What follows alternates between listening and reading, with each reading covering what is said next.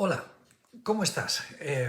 Yo encantado de volver a compartir un poco de mi tiempo y de mi opinión contigo para que, bueno, pues para que vayamos aprendiendo a discernir mejor las cosas y que conozcamos mejor lo que sucede, lo que sucedió en nuestro pasado.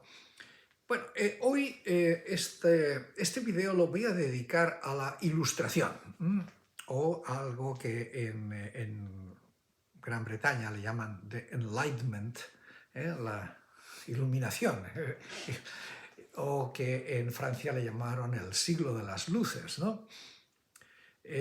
Prácticamente la ilustración se da especialmente en Gran Bretaña y Francia, son los dos principales focos, aunque obviamente pues también hubo cosas en todos los demás países, ¿no? En España y en Prusia, y en Austria, y en Rusia, y en Polonia, en todas partes, ¿no? Es decir, pero la ilustración es uno de esos periodos realmente fantásticos que pues en un momento determinado tuvieron muy buena reputación, pero que a la leyenda rosa en general o le resultan incómodos, molestos o simplemente los odia con toda su alma, ¿no? ¿Motivos para que la leyenda rosa los odie? Pues debe haber muchos, ¿no? Por ejemplo, a la que esa persona, esa mujer a la que yo ya me he referido frecuentemente como la reina madre de la leyenda rosa, y seguro que sabes a quién me refiero, pues la reina madre de la leyenda rosa no le gusta la ilustración y se burla de ellos, de sus pelucas y dice qué. ¿Por qué? Pues porque dicen cosas realmente muy desagradables sobre España, muy desagradables.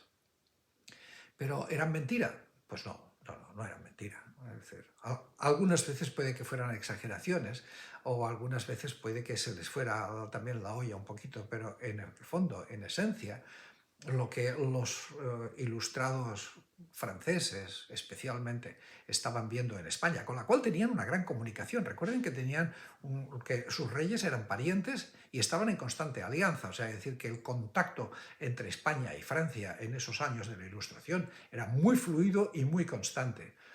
Entonces, y los intelectuales españoles pues buscaban sus referencias especialmente en Francia, que anteriormente, en la época de los Austrias, habían sido sus enemigos fundamentales. Bueno, pues entonces, los franceses en general conocían bastante bien el estado de la situación en España, todo, su vida política, su vida intelectual, su vida religiosa, su vida económica, todo eso lo sabían todo bastante bien. Y entonces las cosas que dicen los ilustrados franceses en general son muy desagradables, pero en general son ciertas. Pero esto la leyenda, a la reina madre de la leyenda rosa le sienta fatal. Y en general al resto de los rosa legendarios también le sienta fatal. Y por eso no pierden oportunidad de desprestigiarlos o por lo menos ignorarlos. Por lo menos, ¿no? Y la verdad es que si hoy día somos lo que somos, para bien o para mal, es gracias a la Ilustración. Es decir, yo creo que no somos plenamente conscientes de los cambios que se produjeron en este tiempo. Es decir, por poner un ejemplo, piensa que la situación política, las libertades políticas nacieron en esos momentos. Piensa que, por ejemplo, un concepto como la igualdad de los seres humanos nació en esos momentos. Hasta entonces se pensaba que no, vamos, que éramos casi especies humanas diferentes, que, bueno, que la nobleza y la aristocracia eran otra clase de seres humanos, ¿no? que nada que ver, y que mejor ni acercarse. Por supuesto, era algo terrible, ¿no? Bueno, pues todo esto cambió en el periodo de la Ilustración. Todo esto y muchísimas cosas más. Es decir, hasta el momento de la Ilustración, pues la gente pensaba que una enfermedad se podía curar rezando, o poniendo reliquias de un santo ahí a alguien, o haciéndole un exorcismo, o ya, en el mejor de los casos, cuando ya era pues el triunfo de la ciencia, era haciéndoles una sangría, desangrándolos. Eso era lo más fantástico del mundo, ¿no? Claro, con la revolución científica viene algo como es el método racional. Y entonces empiezan a tratar de hacer aproximaciones a la medicina que no fueran tan absolutamente enloquecidas como pues invocar a unos espíritus para que curasen a una persona. Tú te imaginas que ahora en los hospitales ese fuera el principal método de curación. Bueno, pues así te lo podría decir todo, en cuanto a economía, en cuanto a lo que te dé la gana, en cuanto a las leyes del matrimonio, leyes de lo que quieras, ¿no? Bueno, entonces, eh, la, lo que te quiero decir es que el cambio fue absolutamente brutal. Y se debió, pues, hombre, a que el mundo realmente cambió mucho. Tú date cuenta que durante la Edad Media, toda la Edad Media, que fueron nada menos que 1000 años, las cosas eran sustancialmente igual a lo que habían sido anteriormente en el Imperio Romano, o durante los griegos, o los egipcios, o los sumerios. Prácticamente grandes cambios no había habido. La agricultura, las leyes, todo, eran más o menos idénticos. Es decir, la vida de un señor que vivía pues en Burgos en el año 1350 era básicamente la misma que la de sus antepasados 1000 años antes, en el año 360 o incluso 2000 años antes, ¿no? Era básicamente la misma. Araban con los mismos instrumentos, cultivaban los mismos productos, comían las mismas cosas, etcétera, etcétera. Dormían en las mismas camas, usaban la misma ropa. Era prácticamente lo mismo. A partir de empiezan a ocurrir una serie de eventos que ya se enloquece todo. Uno de ellos fue las exploraciones del mundo, ¿no? Es decir, cuando los navegantes empiezan a ir a África, se encuentran con América, empiezan a ir más frecuentemente a Asia, empieza a haber un intercambio, todo esto ya cambia las perspectivas muy notablemente. El mundo empieza a ser muy diferente y muy variado. Y con eso empiezan a haber nuevos puntos de vista, nuevas referencias culturales de todas clases. Después viene la reforma de Lutero, que es otra bomba atómica, es decir, donde ya no nos salimos del control absoluto de la Iglesia, en donde hay que creer obligatoriamente una serie de cosas o si no te matamos. Entonces, otra bomba atómica más. Es decir, la creciente presencia de las universidades, que quieras o no, a la Iglesia se le fueron de las manos, se le escaparon, porque el conocimiento empezó a funcionar a su aire y empezaron a surgir sujetos como Miguel Servet o Giordano Bruno, que eran peligrosísimos, o Galileo Galilei, etcétera, etcétera.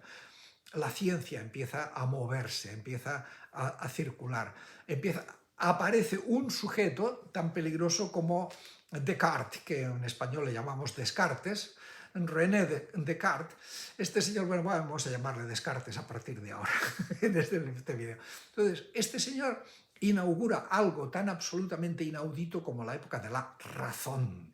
Es decir, vamos a usar la razón, vamos a dejar de creer en brujas como explicación de fenómenos. Es decir, ¿por qué sucede esto? Puede que sea mal de ojo, o puede que sea un encantamiento, o puede que sean unas brujas. Entonces Descartes es el que empieza a decir, dejaos de idioteces, vamos a usar la razón. Y claro, pues eso, oye, quieras que no, fue la bomba atómica, porque juntamente con esto Descartes demostró que con sus conocimientos matemáticos y físicos se podía entender mejor el mundo. Después de Descartes aparece otro sujeto que acaba de poner la bomba atómica, que es Isaac Newton, que es otro señor, el que encuentra una explicación racional al mundo, a la física. Entonces, claro, todo esto, y encima lo relaciona con ecuaciones matemáticas. Todo esto generó un estado de euforia absolutamente indescriptible, pero no solamente en el mundo científico. Hay otro suceso que normalmente en el área pues, latinoamericana y francesa, y etcétera, los latinos también se incluyen dentro de esto, en esta área latina lo ignoramos bastante, y que fue también otra bomba atómica, y es que en el año 1649 los ingleses le cortaron la cabeza a su rey, ¿no? Es decir, nosotros nos creemos que el gran cambio fue cuando los revolucionarios franceses le cortaron la cabeza en la guillotina a Luis XVI. Y evidentemente eso fue un shock, pero ojo, es que ya había rodado otra cabeza antes, y era la del rey de Inglaterra, Carlos I, que después de una guerra civil, etcétera, etcétera, lo agarran, lo ejecutan, lo juzgan por traición y le cortan la cabeza. Esto fue la bomba atómica, es decir, porque hasta entonces todo el mundo estaba convencido de que el poder del rey era el poder de Dios y que ir contra el rey era como ir contra Dios. Claro, cuando le cortan la cabeza a Carlos I y Dios no hace nada, todo el mundo se quedó pensando, diciendo, oye, pues será que a lo mejor el poder no viene de Dios, sino que viene de otro lado. ¿Será que a Dios no le importa quién es el rey? Y entonces la gente empezó a pensar. Entonces apareció un señor como el filósofo Locke, que fue el que dijo, sí, efectivamente, ¿no? el origen del poder, de la autoridad, no es ese, viene de la gente. Entonces, todo esto empieza a generar una euforia, que al principio era solo teórica, es decir, eran los filósofos, era David Hume, que hablando de la filosofía del sentido común y del empirismo, es decir, vamos a estudiar y a tratar de las cosas que podemos experimentar, las que podemos ver, pesar, medir, calcular, etcétera, etcétera. Y todo lo demás, pues van a ser poco menos que supersticiones. ¡Wow! Y no es que eran ateos, sino que eran gente que dijo, vamos a ver, el tema de la religión lo vamos a poner en otro sitio. Vamos a empezar a diferenciar cosas. Vamos a darnos cuenta de que para curar a una persona, probablemente rezar sí está muy bien, seguro que no hace daño, pero vamos a tratar de entender cómo funciona el cuerpo humano. Y así con todo. Y vino una revolución también en la agricultura, que esto cambió muchísimo. Hizo que creciera la población. En Europa, el estado habitual de la gente era el estado de hambre, el normal. Cuando resulta que empiezan a darse cuenta de que pueden mejorar la productividad de los campos con cosas tan sencillas como la rotación de las cosechas de las plantaciones. Que si una vez pones patatas, a la siguiente vez pones habichuelas y a la tercera vez pones pimientos y aquello va rotando y aquello va mejorando. El uso de fertilizantes, bueno, todo esto cambió muchísimo. La ganadería, por primera vez la gente empezó a comer mejor y por primera vez la población europea empezó a crecer mucho más de lo normal. Es decir, la población había ido creciendo prácticamente nada, casi cero. Cuando vino la peste negra, la población europea casi desaparece y luego recuperarse les costó siglos. Pero a partir del año 1700 aproximadamente la población europea empieza a crecer y mucho, porque empieza a comer mejor y porque la ciencia, pues, efectivamente se empieza a preocupar por racionalizar las cosas y el concepto del empirismo. Bueno, pues como te digo, todo esto era una revolución en cuanto a todo. Se hablaba de las leyes. El otro gran filósofo de la Ilustración, Kant, te he mencionado a Hume, Montesquieu, con sus teorías sobre el Estado y sobre la organización política. Ya te digo, todo esto eran teorías y teorías y teorías y no iban a ningún lado.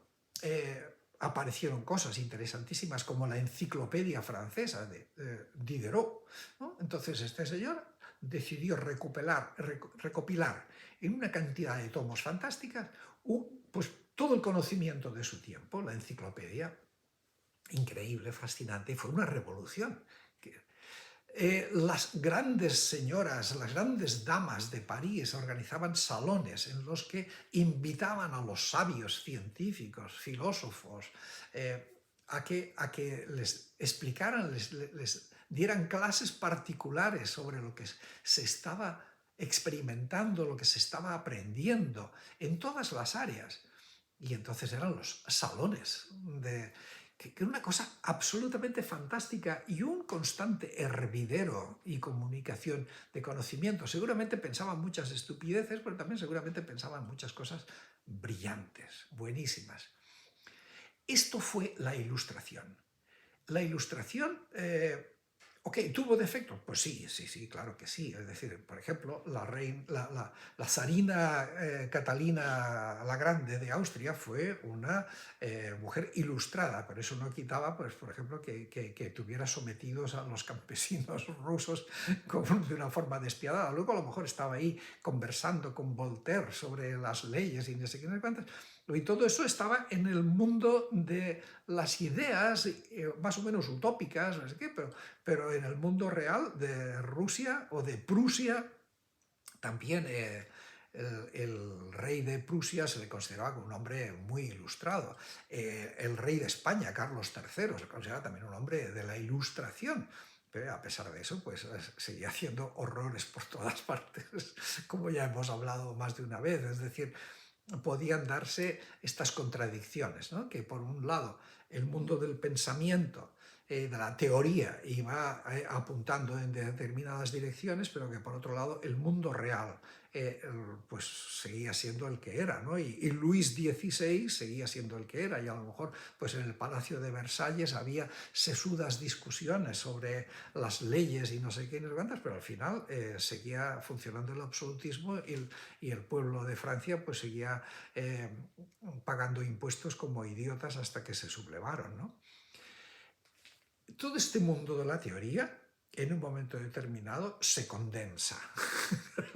Se condensó. ¿Y dónde se condensó? Se condensó en lo que se llaman en inglés la American Revolution, la Revolución Americana. Es decir, todas estas ideas fantásticas que las habían estado estudiando también los norteamericanos, pues Benjamin Franklin, Thomas Jefferson, Adams, gente que estaban en contacto con todo esto y que estaban al corriente y que recibían libros y que viajaban a Gran Bretaña y a Francia, y a todas partes. Todo esto empezó a llegar a las colonias americanas. Y entonces, pues en un momento determinado, eso se plasmó en un hecho real y político. Y salió la Declaración de Independencia de los Estados Unidos, que habla de cosas tan increíbles como el derecho de los hombres a ser felices. ¡Wow! Entonces, absolutamente alucinante. Y esto fue otra bomba atómica en el mundo, en aquel mundo. Y a partir de ahí, pues ya nunca nada sería igual. A partir de ahí ya, claro, no solamente le habían sido capaces de cortarle la cabeza a un rey, sino que luego, después, la monarquía británica era una monarquía constitucional, la única en el mundo, la única, que eso bueno, era otra fuente también de alucinaciones, con todos sus defectos, evidentemente, porque estaban empezando a poner en marcha todas esas ideas, y luego vienen las 13 colonias y dicen que nosotros nos separamos de esta, queremos ser independientes. La locura completa. Bueno, y con todo esto, pues vamos llegando a que a las puertas de la Revolución Francesa, pero de esto te voy a hablar en el siguiente video. Lo que te quiero decir es que todas las ideas de la Ilustración fueron, o sea, cambiaron el mundo de una forma increíblemente profunda. Es decir, todo, lo pusieron patas arriba, absolutamente todo, la religión, la ciencia, las artes de esa época, es Bach, es Mozart, es bueno, Haydn. En esa época se empieza a hacer el ballet, la ópera. Bueno, una locura completa en todos los órdenes de la vida, la forma de vestirse, la forma de hablar, la forma de comer, todo cambió. O sea, la Ilustración es algo absolutamente impresionante y, hombre, si la criticamos, lo que debemos es criticar el mundo actual, el mundo moderno, es decir, porque somos hijos de la Ilustración. Es más, yo aún diría que los defectos que tenemos probablemente sea culpa de que no se ha aplicado correctamente los principios de la Ilustración. Que la Ilustración quedó a medio camino por algún lado, que las fuerzas reaccionarias consiguieron detener el impulso de la Ilustración. Pues nada, ya me contarás lo que piensas de todo esto. Ah, bueno, y se me olvidaba. Una de las cosas que también la leyenda rosa es que la Ilustración era cosa de masones, ¿eh? Eso que no se os olvide.